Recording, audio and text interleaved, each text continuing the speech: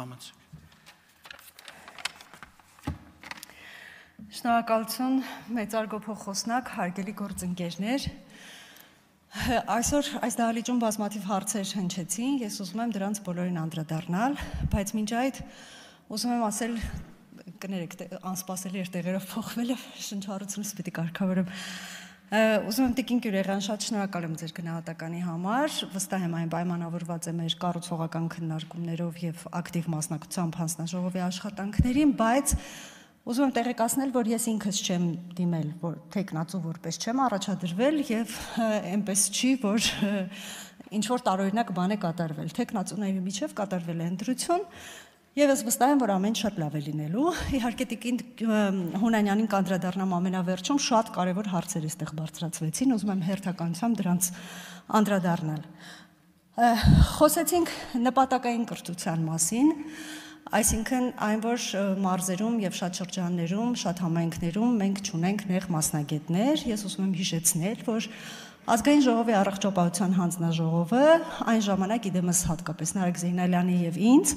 օրենսդրական նախաձեռնությամբ էր հանդես եկել, որ նպատակային կրթության շրջանակներում, երբ որ պետությունը անվճար կրթություն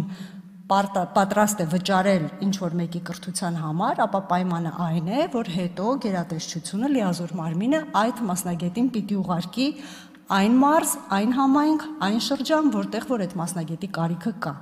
Օրենքը գործում է եւ մեր պարտավորությունն է որպես հանձնաժողով վերահսկել, որքանով է այն իր նպատակին ծառայում։ Սա դրա մասին։ Ինչ վերաբերում է դիահերձարաններին, կրկին մեր նախաձեռնությամբ օրենսդրական նախաձեռնությամբ հենց մենք այնպես արեցինք, որպեսզի հանկարծ որևէ դեպքում ավտոտնակներում, ինչպես նախկինում էր արվում, եւ շատ անհասկանալի շինություններում դիահերձման գործընթացներ չլինեն եւ դիահերձումները իրականացվեն բժշկական հաստատություններին կից լիցենզավորված հատուկ կառույցներում, որոնք նաև ուզում եմ շեշտել, ունեն անպայման հիստոլոգիական լաբորատորիա, որպեսզի ամեն ինչ լինի ճիշտ, որտեղ մեր կարծիքով նաև հետագա վիճակագրության համար դա շատ կարևոր է ճիշտ դիահերձումներ իրականացնելը։ Այո, այսօր կոնկրետ նշված մարզում կա խնդիր, բայց խնդիրը լուծելի է, որովհետև կառավարությունը հատկացրել է գումարներ եւ այս պահին ընթացքի մեջ է կառուցումը, որպեսզի մեր քաղաքացիները 70 կիլոմետր, ինչպես պարոն Ղազարյանը նշեց, չգնան այլ կողմ, բայց մի փոքր ժամանակ է պետք դրա համար։ Ինչ վերաբերում է օպտիմալացմանը, այո, նախագիծը կախված է իդրաֆտում, շատ նախագծեր են կախվում իդրաֆտում, որոնք կամ իրականանում են կամ ոչ, կառավարչական առումով այն ինչ որտեղ արդարացված է, բայց քաղաքացիների տեսանկյունից այն կարող է ամբողջությամբ արդարացված լինել մեկ դեպքում, եթե ներդրվի ամբողջական էլեկտրոնային համակարգ, այսինքն որպեսզի քաղաքացին տեղեկանք վերցնելու համար բուժհաստատությունից տնօրենի ստորագրությունն ու կնիքը տեղեկանքի վրա դնելու համար մի համայնքից մյուս համայնք չգնա։ Եթե այդ էլեկտրոնային ամբողջական համակարգը կներդրվի եւ կարվի ամեն ինչ էլեկտրոնային, ապա այս դեպքում արդարացված կլինի, բայց սրանք հարցեր են, որոնք մենք հանձնաժողովում պարտավոր ենք առաջիկայում անպայման քննարկել։ Պարոն Դանելյանը բարձրացրեց գների հետ կապված հարցը, պարոն Թունյանը բավականին լավ պատասխանեց եւ ուզում եմ ասել, որ առողջապահության հանձնաժողովը բազմիցս առաջարկություններով հանդես է եկել եւ դիմել է կառավարությանը, որ գոնե այն առաջին անհրաժեշտության դեղերի ներմուծման պայմանները վերանայվեն, ավելացված արժեքի հարկը եթե չհանվի, ապա առնվազն վերանայվի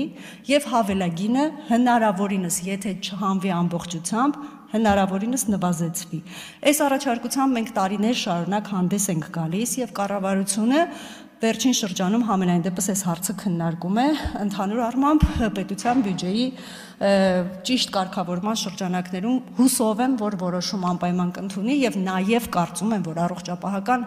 առողջապահության ապահովագրման ներդրմանը զուգընթաց կամ նախապես այս հարցը պիտի կարգավորվի, որովհետեւ դա կարող է ազդել նաեւ առողջապահության ապահովագրման գների վրա։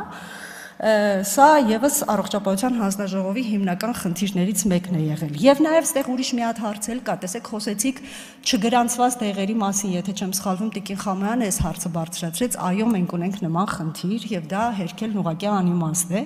բայց բացի իմ նշած վերոհիշյալ այս խնդիրներից, մենք նաեւ ունենք զուգահեռ ներմուծումներ, որոնք որ դաշտը ինչ որտեղ այսպես կարգավորումից դուրս են բերում, ինչու, որովհետև պաշտոնական ներկայացուցիչները դեղագործական ընկերությունների չեն վերագրանցվում, որովհետև կան զուգահեռ ներմուծումներ։ Սա ազդում է եւ գնային քաղաքականության վրա, եւ դեղերի որակի, եւ նաեւ մենք պաշտոնական ներկայացուցիչներ հնարավորինս օր-օրի քիչ ենք ունենում, եւ այս հարցն էլ միշտ եղել է առողջապահության հանձնաժողովի ուշադրության կենտրոնում, եւ այն ինչպես Այո, Հայաստանում թանկ է, ինչպես նշեցի, ավելացված արժեքի գինը, հավելագինը, մաքսազերծման պայմանները, ինչպես նաև զուգահեռ ներմուծումները եւ պաշտոնական ներկայացուցիչների օր-օրի քչանալը, սրանք խնդիրներ են, որոնք մենք պիտի անպայման քննարկենք։ Տիկին Գյուլիանը նաև արդարացիորեն նշեց, որ այն խմբերը, որոնք նշեց Տիկին Հունանյանը, արդեն սպասարկվում են պետպատվերով, բայց այստեղ կա մի տարբերություն, Տիկին Գյուլիան, նայեք, թիրախային տարբեր խմբեր ունեն բժշկական ծառայությունների տարբեր ծավալներ։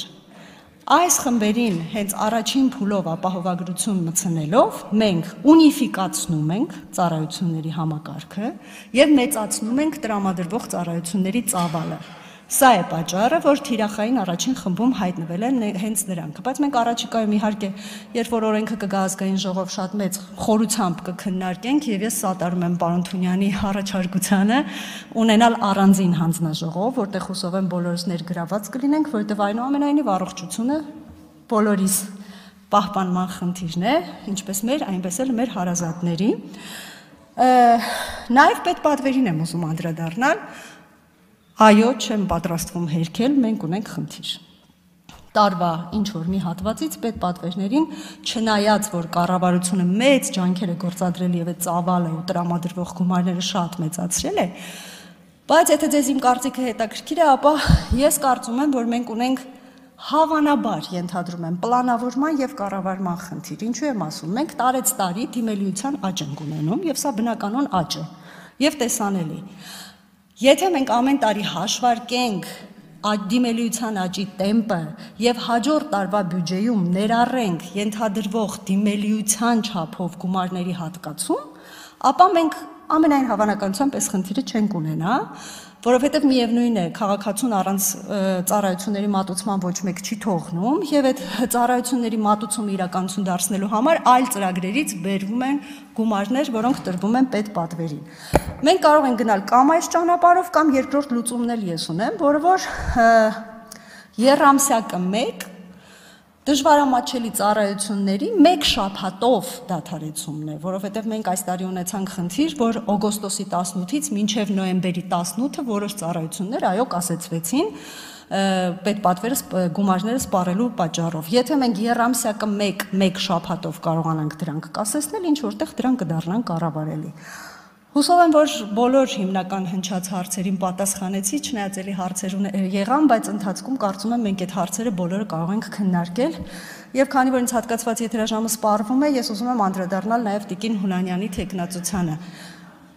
Տեսեք, հաշվի առնելով Տիկին Հունանյանի մարդկային որակները, պարտաճանաչությունը, պայքարելու կարողությունը եւ արդարամտությունը, ես կարծում եմ, որ մենք ունենալու ենք հրաշալի հանձնաժողով, որը միշտ աչքի է ընկել առատագույն, ամենաառաջատար քանակով եւ որակով առողջապահական օրենսդրական նախագծերով, քննարկումներով, ինչ աշխատանքային քննարկումներով, այո, ինչ չու ոչ նաև ճանաչողական այցերով, որոնք որ առողջապահության հանձնաժողովի բոլոր անդամներին զինել են բավականին լուրջ գիտելիքներով, եւ ես շատ եմ կարևորում առողջապահության հանձնաժողովը, որովհետեւ խորհրդարանական երկրում խորհրդարանի առողջապահության հանձնաժողովը թերևս այս համակարգի ամենակարևորն է, որպես վերահսկող, որպես բալանսավորող, որպես փոխզսպող եւ վայր, որտեղ որ քաղաքական եւ նաեւ մասնագիտական որոշումներ են կայանում։ Տիկին Հունանյանը մենակ չէ, այնտեղ առողջապահության հանձնաժողովի շատ ակտիվ եւ շատ սրտացավ անդամ ունենք իդեմս Տիկին Գյուրեղյանի, ունենք բժիշկ, ողջունում ենք մուտքը, շատ խելացի եւ շատ պատրաստված նաեւ կառավարչական հմտություններով։ Ես եմ այնտեղ, որ 19 թվականից այդ հանձնաժողովում եմ ինչ-որ մի կարճ կամ որոշ շրջանել ղեկավարել կամ համաղեկավարել եմ եւ առողջապահության հանձնաժողովը շատ կարևոր դեր ունի։ Ես ուզում եմ դա գնահատել, շնորհակալ եմ ձեր կառուցողական եւ շատ բուռն քննարկումների եւ շատ կարևոր հարցեր բարձրացնելու համար եւ վստահ եմ, որ Տիկին Հունանյանը իր կառավարչական եւ կազմակերպչական ջիղը օգտագործելով մեր հանձնաժողովը իհարկե դարձնելու է այն վայրը, որտեղ որ քաղաքացիներին հուզող բոլոր խնդիրները քննարկվելու են եւ մենք գալու ենք համապատասխան լուծումների։ Շնորհակալություն։ Տաթևիկ Գասպարյան հաջորդ ելույթի համար։